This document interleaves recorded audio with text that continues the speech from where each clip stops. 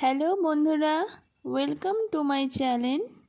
আপনারা দেখছেন সুন্দরী হেসেল। আজ আবারও একটি নতুন রেসিপি নিয়ে চলে এসেছি। রোজ একঘেয়ে ডিমের তরকারি খেতে আর ভালো লাগে না। আজ একটু অন্যরকমভাবে ডিমের কোরমা তৈরি করলাম। খুব সহজেই কম উপকরণ দিয়েই এই রেসিপিটি তৈরি করা যায়। তাহলে চলুন দেরি না করে রান্নাটা শুরু করা যাক। ডিমের কোরমা বানানোর জন্য সবার প্রথমে আমি এখানে মোট 8 পিস ডিম নিয়ে নিয়েছি। আর ডিমগুলোকে সেদ্ধ করার জন্য একটা পাত্র নিয়েছি আর তাতে বেশি করে জল ঢেলে নিচ্ছি। আর ওই কড়ার মধ্যে আমি একে একে 8খানা ডিম দিয়ে দিচ্ছি। এই রেসিপিটা আমি মুরগির ডিম দিয়ে করছি, আপনারা চাইলে হাঁসের ডিমও নিতে পারেন।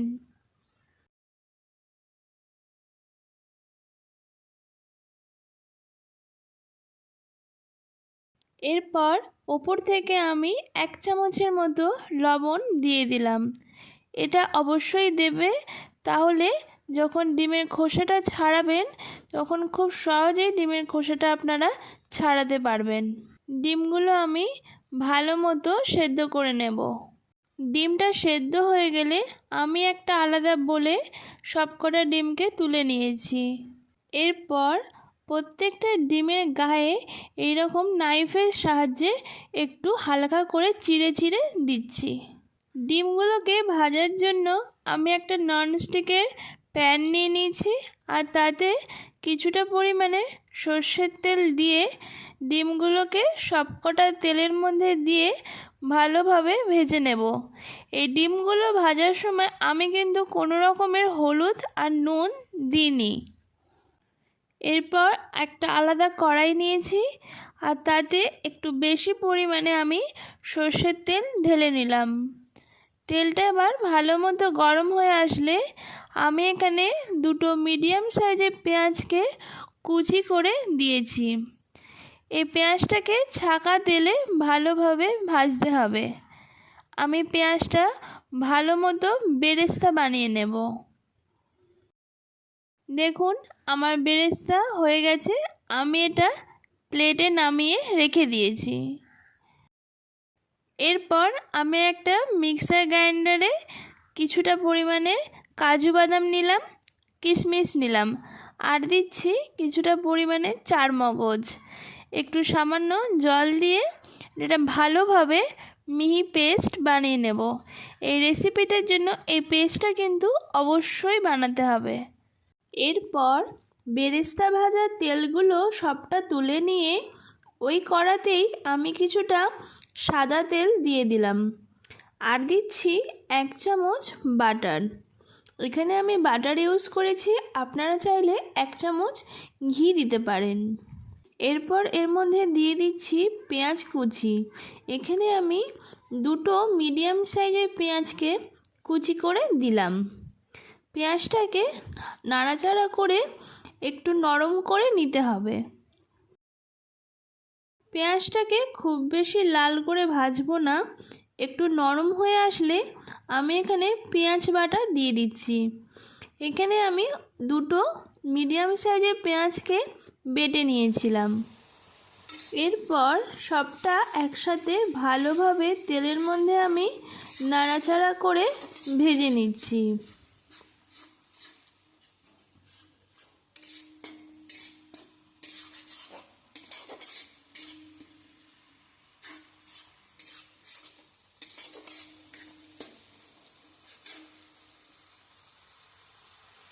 আর দিচ্ছি 1 টেবিল চামচ আদা আর রসুন বাটা।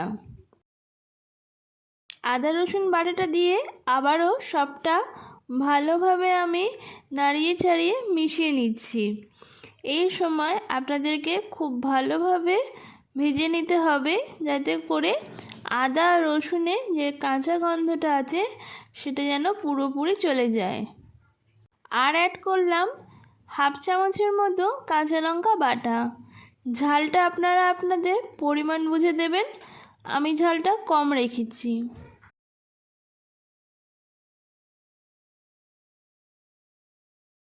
এরপর আমি এর মধ্যে তেজপাতা আর কিছুটা গোটা গরম মশলা অ্যাড করলাম, দিয়ে সবটা আবারও ভালোভাবে আমি নাড়াচাড়া করে নিচ্ছি।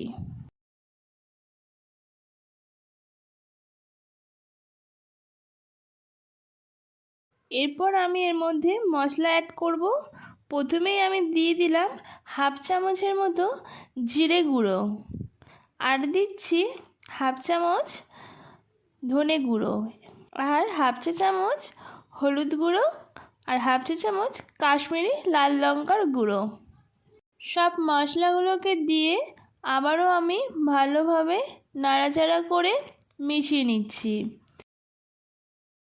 মশলাগুলো যাতে পুড়ে না যায় তার জন্য আমি এর মধ্যে কিছুটা জল অ্যাড করলাম। এই সময় জলটা দিলে মশলাগুলো কষাতেও খুব সুবিধা হয়, আর মশলাগুলো পুড়ে যাওয়ার সম্ভাবনা থাকে না। ভালোভাবে আমি জলটা দিয়ে মশলাগুলোকে কষিয়ে নিচ্ছি। দেখুন মশলাগুলো থেকে কি সুন্দর তেল ছেড়ে এসেছে। আমি সবটা আবারও ভালোভাবে কষিয়ে নিচ্ছি। এরপর আমি অ্যাড করছি লবণ। এই লবণটা আপনারা স্বাদ অনুসারে দেবেন। লবণটা দিয়ে সবটা আবারও আমি ভালোভাবে মিশিয়ে নিচ্ছি। এরপর আমি আগে থেকে যে বাদামের পেস্টটা বানিয়ে রেখেছিলাম সেটা দিয়ে দিলাম। বাদামের পেস্টটা দিয়ে গ্যাসের ফ্লেমটা লো টু মিডিয়ামে রেখে ভালোভাবে নাড়াচাড়া করে মিশিয়ে নিতে হবে।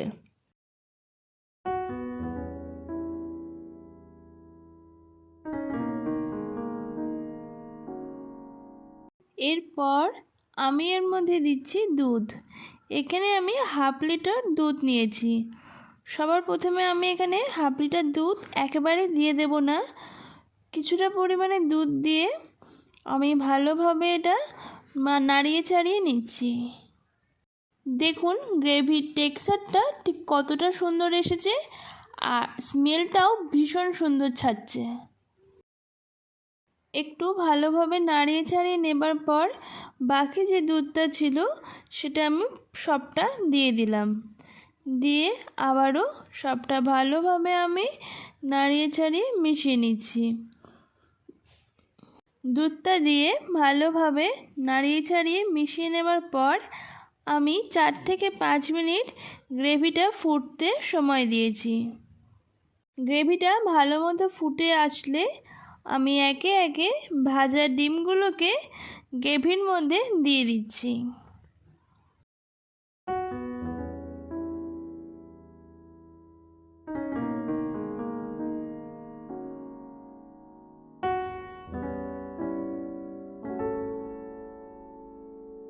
ডিমগুলোকে গ্রেভিতে দিয়ে দেওয়ার পরে একটা খুন্তির সাহায্যে আমি ভালোভাবে ডিমগুলোকে গ্রেভির মধ্যে ডুবিয়ে দিচ্ছি।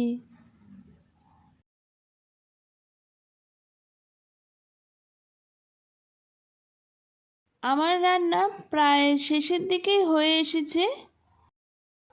এরপর আমি ওপর থেকে 1 চামচ পরিমাণ ঘি ছড়িয়ে দিলাম, আর দিচ্ছি আগে থেকে যে পেঁয়াজের বেরেস্তাটা করে রেখেছিলাম সেইটা। ওপর থেকে আমি বেরেস্তাটাকেও ভালোভাবে ছড়িয়ে নিলাম।